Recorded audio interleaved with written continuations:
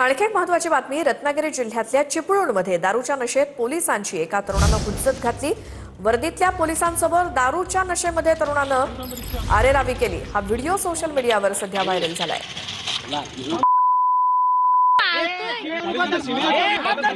नाही सांगितलं ना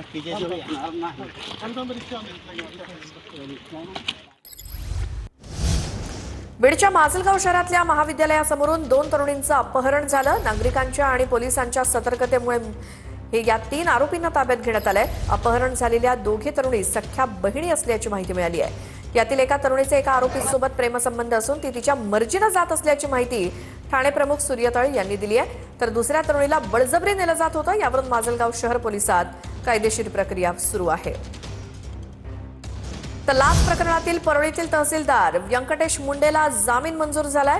50,000च्या जात मुचलक्यावरती जामीन मंजूर झाला असून 23,000 रुपये लाच मागितल्याप्रकरणी एसीबीकडून अटक झाली आहे। लाचलुचपत प्रतिबंधक विभागाच्या झडतीमध्ये मुंडे यांच्या घरातून 13 तोळा सोनं जप्त करण्यात आलंय।